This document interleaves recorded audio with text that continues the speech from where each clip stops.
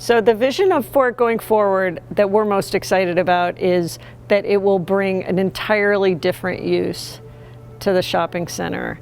The Des Moines Buccaneer Arena will be exactly where we're standing. If everything goes according to plan, it'll be a 3,500 seat multi-use, but principally a hockey arena. Next door will be another sheet of ice.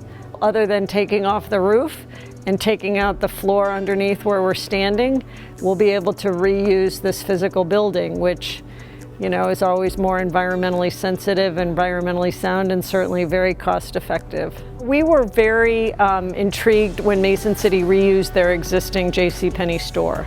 Back to kind of the original point about reusing the existing infrastructure and the existing buildings, because that made their project very unique, and so we were both impressed and intrigued that we could do the same here. So the multi-purpose arena was a culmination of just a number of community minds getting together. People started to understand that we needed to repurpose our downtown mall, and that the answer was not to simply attract more retail, that we needed to sort of find a new purpose for that covered space. I think that it's hard for people to envision what an anchor store looks like, a retail space, and say, I know it's hard for me to envision, and say, this is going to be this, because it just doesn't seem like it fits. But, you know, people walk in, they have that experience with their family, with their friends, you know, with their spouse, and that initial reaction and then the smiles that you see, it's exciting because you know that that person is having that experience in their hometown or close by. They don't need to leave Iowa to have that experience.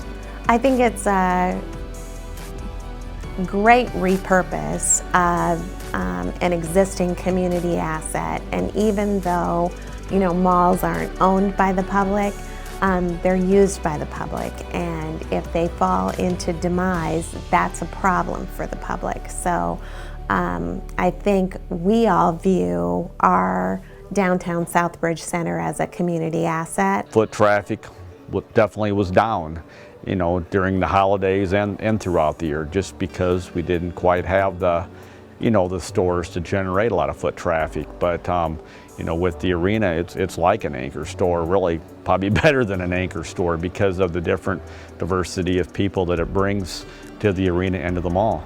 I can tell you that this project has been absolutely transformative for downtown Mason City. We've seen significant new investment in businesses, redevelopment of historic structures, new housing, over 133 new units in less than a block and a half of this space. So an incredible amount of redevelopment that without this investment would have never happened. The reality is that you need to have both things to see, things to do, places to eat, and a hub of activity. And we're creating that with the housing that's been invested in this downtown area, the upper story housing, the new housing, along with all of the new venues for people to go visit. I like to say in my business, when reality exceeds expectations, you have that magical moment. And anyone that knew this as the old JCPenney store, when they first walk in, when they see the Jumbotrons, you see this, or you experience the first game and you hear the cowbells just ringing, or when the home team scores their goal and this thing gets electric.